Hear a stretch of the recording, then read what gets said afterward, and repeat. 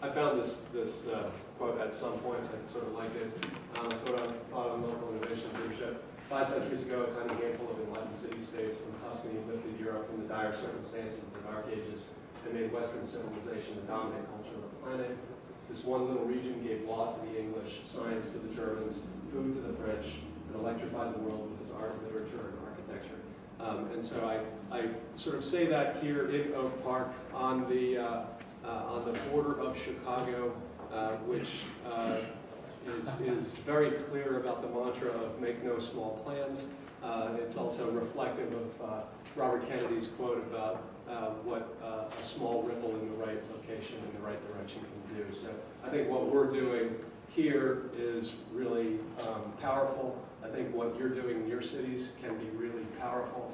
And I think the ability to be able to bring everybody together here through the Mayor's Innovation Project to be able to have these discussions has the ability to do exactly this.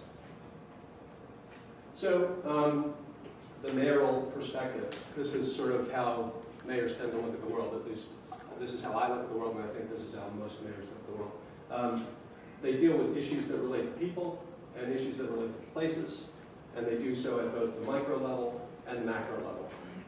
If we fill that in, we actually see what some of those different areas are. And the people micro area is sort of, one-to-one or one-to-family government, to an individual government to a family. The places micro level is government to a specific site or maybe a corridor. But then a lot of our time is spent really at the macro level dealing with these larger issues. So for people, it's the economy, the health of the economy, public health, public safety, diversity, cultures and traditions, community engagement, education, and on the places side, infrastructure priorities, transportation, land use and zoning, housing, color art, parks and open space, natural resources, environmental sustainability. So, and this is not in your book. You'll be able to get this afterwards, I'm sure. But I guess the reason why I wanted to highlight this is for every one of those bullet points up there, there's somebody in some organization someplace. It's a not-for-profit in your area. It's a specific person who has a governmental responsibility. It's someone else who is looking at that particular area as if it's the only thing that exists, and they're looking at it as, from a very siloed perspective. The mayor's in sort of a unique position to see across all of these and to understand the interrelationships among these and how some of the elements that may seem to be disconnected are in fact ultimately connected. And so we're going to spend some time today talking about walkable urbanism, but I want to do it in the frame of it having an impact on a lot of these other factors, and maybe spend more time, since you've got the chance to be able to see a lot of Oak Park. I'm not going to show you as many pictures. I'm going to spend a little more time talking about the motivation and why we're doing a lot of what we're doing. So in terms of developed area, in the Chicago metropolitan region, is 9 million people in northeastern Illinois. We're 6% of the land mass of the state of Illinois, but we're 70% of the people of Illinois compressed in that area. But when we look at the EPA chart of developed land, this is what that looked like in 1900. So it's mostly,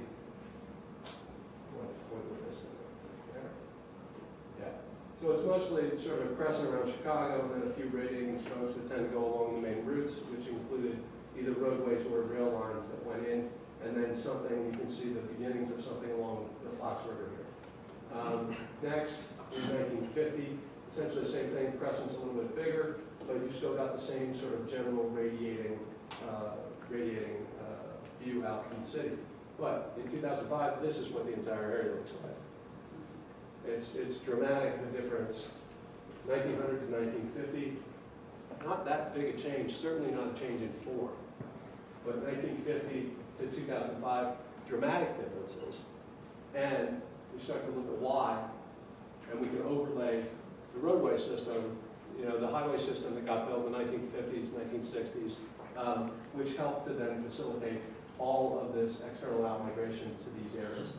When we end up looking at population on a per square mile basis, Oak Park, which is right in here, is about 11,500 people per square mile. City of Chicago is 14,000 people per square mile. When you're out here in a lot of these areas, Not the core areas, like that's Aurora. And there's a couple other cities out here that have more density and have more compelling sort of focused downtown areas. But a lot of these areas, you know, you're at 500 people per square mile, you're at 1,000 people per square mile. And when you get to that level, you're spending dramatic amounts of money on infrastructure that is not economically viable over the long haul. By that I mean the point that we were raising when we were going on our walk.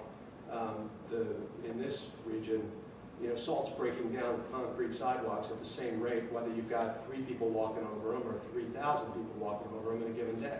And so if you're going to spend your money on sidewalks, you ought to spend them where you're going to be able to bring most people together.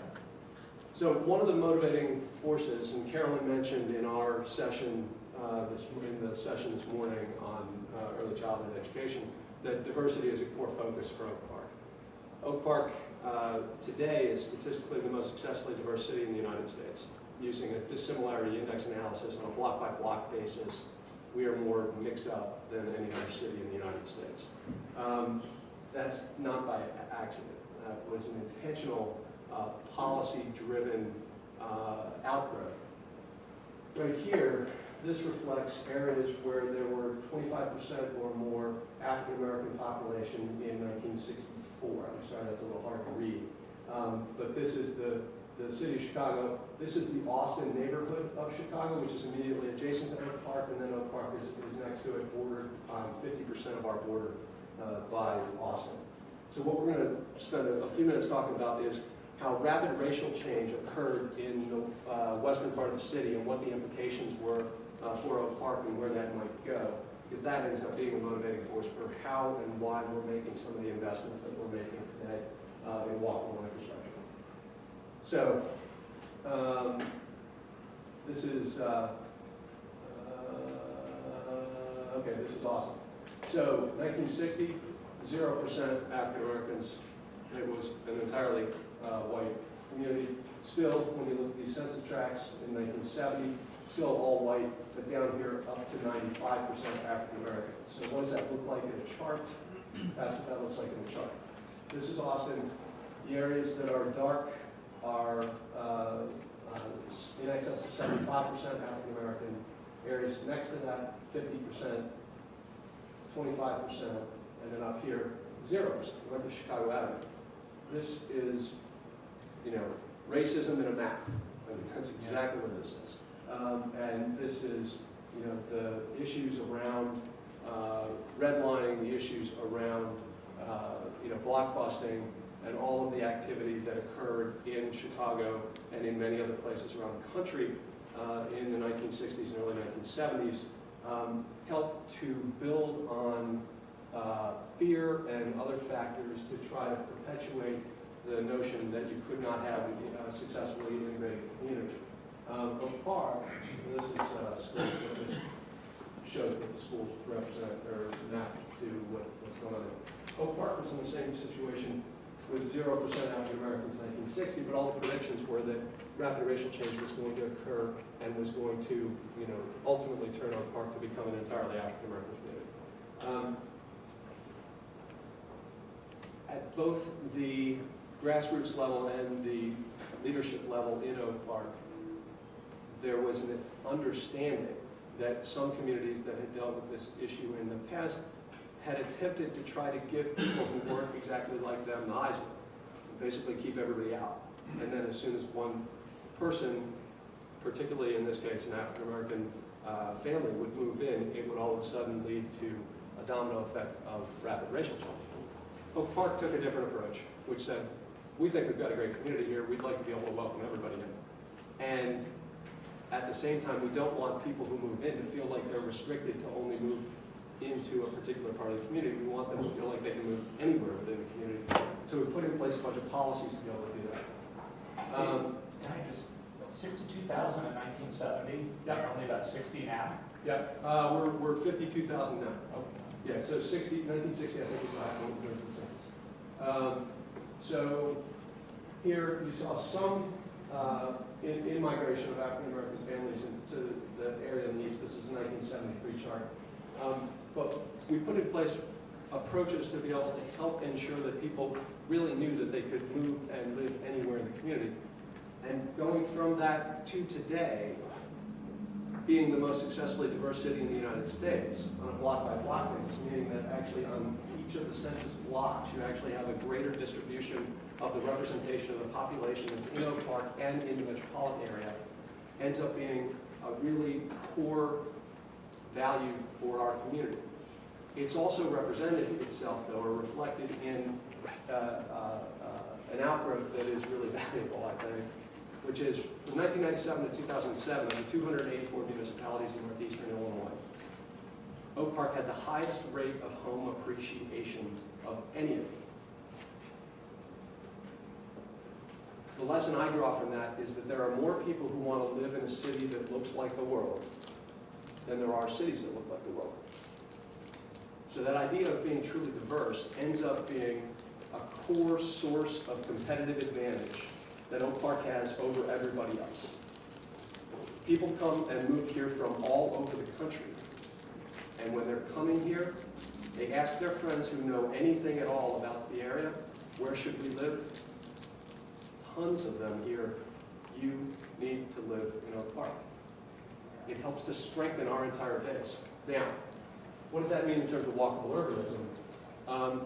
We ended up in a situation, there were some responses that we took. Some of those were sort of infrastructure related. Many of them were not. Many of them were programmatic. We've spent the last period of time focused on more that are infrastructure related. The motivation for that is that the way people live their lives today is they wake up in the morning, they go hop in the shower, they get out, they get changed, they go downstairs, they eat breakfast.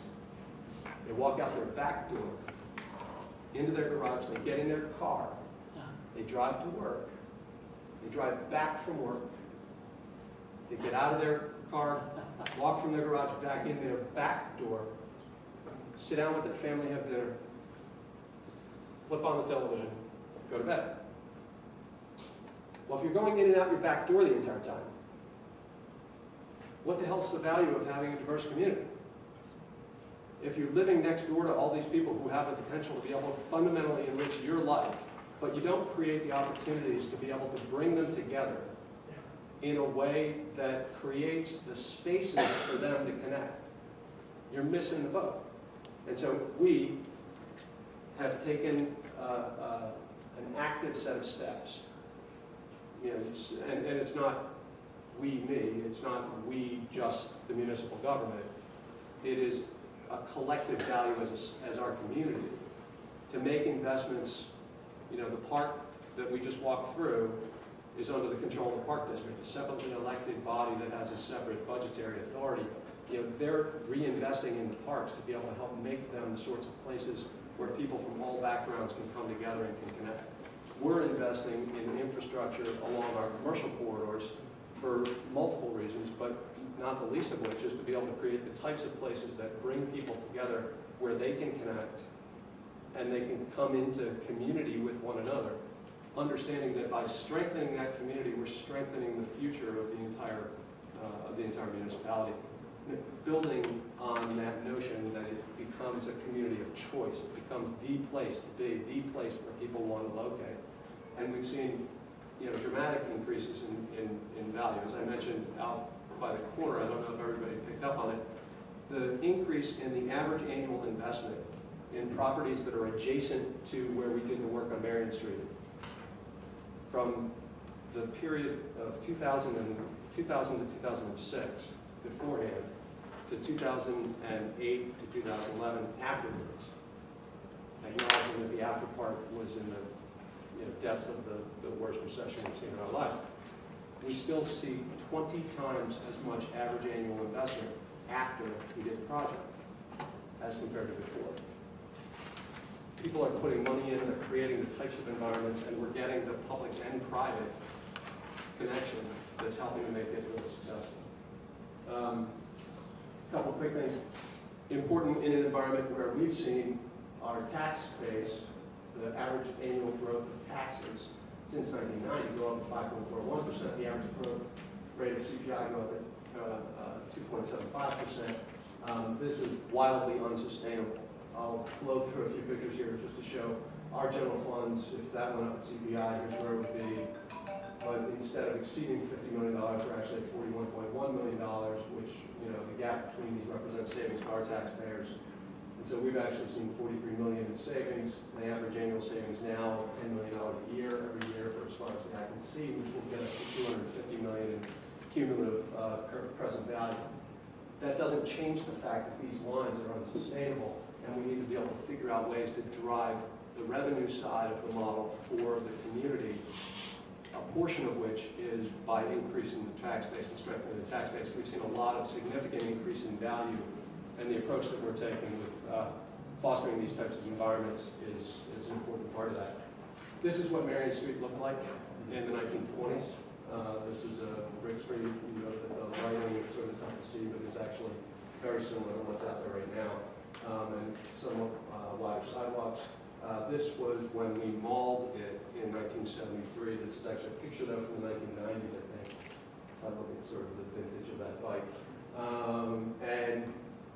It was a lovely place to go and walk your dog. It was a lovely place to go and push your stroller. It was a lovely place to go walking with your grandparents. It was not a particularly compelling place to go shop, and that's why we ended up seeing lots of vacancies along here, and it became a drag on the entire area, which is why we then opened it up and turned it into what you saw when we just went for our walk.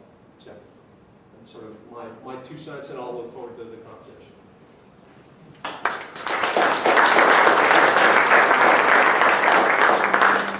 These actually, I did put together a slide on takeaways. So, develop a bulletproof plan. Quality and aesthetics matter a lot. You know, I can't overstate how important it is to make spaces that are beautiful, that people really want to hang out and spend time in. Leverage experts, locals included. Again, we're incredibly blessed in this metropolitan area to have unbelievably qualified people. One of the women who helped us with the design of this is a woman who was contracted to be able to help design Millennium Park down in the city, and yet, you know, she happens to be an Oak Park resident. She provides her time and her expertise gratis to be able to help us with some of this, as well as many others. Economic analysis must include both full life cycle cost analysis. Much cheaper to spend money on, you know, a clay brick that you're going to buy once in 100 years instead of a concrete brick that you're going to buy 5 times in 100 years. Reasonable estimates for second and third order effects. It's not all just about what the valuation is on that brick. It's also how many new stores are going to come, what's it going to do to my sales tax revenue, what's it going to do to the increase in the residential density that increases total spending power, as well as real estate tax returns. And coming up with some sort of way to be able to value some of that. Engage the community, residents and businesses. Local supporters are invaluable. We all know what it's like to get crucified unjustly. It's helpful to have people who are out there and have got your back. Post-construction, getting some positive press and some external validation. We won awards left and right for what we did on Marion Street. And being able to bring those back and have people say, oh, well, maybe a certain segment of the population in Oak Park was up in arms about this, but, you know, when the American Planning Association and others are, you know, telling you that you've done the best project in the United States, and those are good things. Post-mortem analysis and continuous improvement, also very important to be able to learn, and then highlight new investment and ROI over time, also something that is critical for going forward. So, thank you. Great.